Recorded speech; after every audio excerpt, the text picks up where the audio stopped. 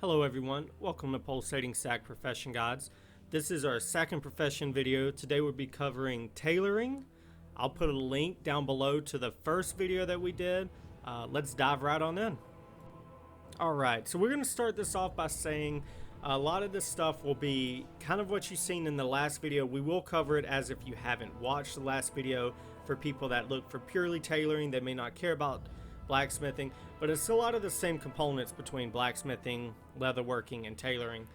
There are some key differences in tailoring. A couple we'll go about today, and a couple that Blizzard hasn't added into the game yet. So hoping to see that happen as we get closer to beta, but right now we can't really cover that until it gets added. So starting us off with tailoring specific, we have bandages. Kind of like with the weight stones from blacksmithing, I don't predict these are going to be great for gold making because just you need one cloth for these. It's going to get flooded so fast that after the first couple hours, the auction house is going to be full of them. So I don't really see these as an incredibly good source of gold. I could be completely wrong. We could have some people out there that made 100 million gold just from bandages. Put it down in the comments if you're a bandage master. But we're not going to go too much into that. It's pretty self-explanatory. So going from there, we have armor. So this is kind of the meat and potatoes here. We have increased item level, specify a secondary stat, 3 of these. So that'll already look different. If you watch the blacksmithing video, we only had 2 specify secondary stats, and then we had an optional reagent slot up here for the cloak. So it could be just something that they're toying with. Maybe you can get 3 stats on a cloak. Maybe they're just putting it in there as a placeholder. Who knows? But with that being said, I think Blizzard is starting kind of to flesh out what they want to do with these optional reagent slots. So let's move into the headpiece, for example. When we showed the bonus effects in blacksmithing for the headpiece, every single optional reagent was in that. Now they've actually narrowed it down to 3. So as of right now, it looks like on your headpiece you'll be able to have flask last longer, completing world quest increase your primary stat, and reduce fall damage. So it doesn't look like you can add like the plus speed to your helmet. We kind of talked about in blacksmithing where, hey, let's just add plus speed to every single piece of armor, and now we kind of have like a pseudo speed set for farming. But it looks like they got rid of that idea really fast, or they're still changing everything. One thing that hasn't really changed though is the specify secondary stat option, which I think is a great idea.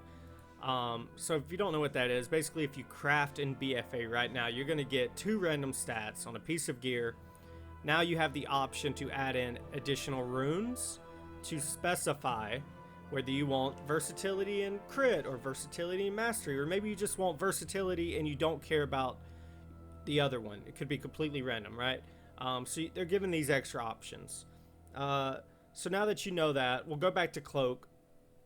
And kind of what I was talking about earlier, now there's 3 specify secondary stat options. I don't know if they're planning on having 3 stats on this, or it's just a placeholder, as I mentioned earlier. Yeah, it's really that simple. There's not much to this that's going to be different than blacksmithing, but we will go into how they've organized it. Okay, so on the shoulders, however, bonus effects, we have flask lasts longer, chance to get extra skill up when crafting, or slightly increase movement speed. This is the one I wanted to put on every piece just to see how fast we could get our characters, but hey, that got shut down pretty fast. But it looks like the flask lasts longer. You're gonna be able to add it to multiple pieces. So who knows? Maybe one flask can last you like 4 hours now, and you could save gold if you raid by only having 1 flask. Trousers, we have loosened belt, well fed, lasts longer, increased swim speed. This one's important, adding a socket. I think this one's gonna add in, when we go through jewel crafting, we'll talk about some things that are gonna make jewel crafting last longer, and I think this is gonna be one of the things that makes jewel crafting last longer. Placeholder, none available. We don't know what's going to be right here. Maybe they want to add something else for the legs. That's what it looks like to me. Coming down to the chest piece right here, we have Alchemist Pouch, which makes flask last longer. retain well fed when slain in arena or battlegrounds, and then another socket. Outside of that, we have these other sets, which is literally the exact same reagents, exact same bonus effect.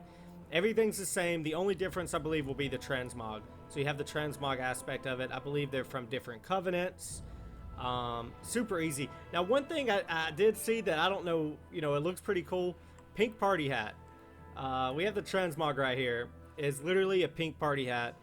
I don't know if this is purely transmog based or they're going to do something with this later on, but I thought it was a neat little addition to tailoring. So we'll see where that takes us. Coming out of the armor, we have the specialized armor. This is going to be the pieces that tie into the legendary system. So kind of the starter purple gear is what I'm assuming. It's all placeholder. We don't know much about this yet, except that you can increase the item level, and hopefully that it's BOE. If it's BOE, that's great for gold makers. If it ends up being BOP, like how a lot of the epics are in BFA, it kind of sucks. We can't sell the specialized pieces, but time will tell when they get more stuff into this. Optional reagents, we have the craftsman pouch. So this is where I think tailoring starts to lose its luster compared to the other blacksmithing and leatherworking. I don't know how popular the craftsman pouch will be. We really need to see the proc rate. Is an extra skill up only one extra skill? There's a lot of things that we still haven't really determined, so it's hard to give my viewpoint on this versus adding a socket, for example. The jewel crafting one just seems so much more better for gold making than the craftsman pouch. One thing that is missing from tailoring is bags. Where's our bags at? I just don't think they've been added in yet. This is what makes tailoring kind of stand out. Bags are very, very good for gold making. A lot of people love bags. But we don't have them in tailoring yet in the alpha. Hopefully they're going to be added in closer to the beta or during the beta. So that's still up in the air. But right now we don't have much in tailoring, so it hasn't really been fully fleshed out.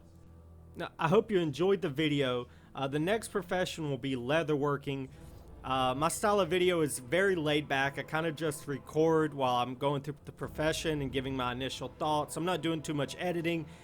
Maybe eventually we'll get into that, but I just want to get the information out there for each profession and kind of my thoughts on it from a gold maker's perspective. So, hey, thank you all for coming. I do stream on Twitch. I'll put the link down below below the video, and we'll see you next time. Bye.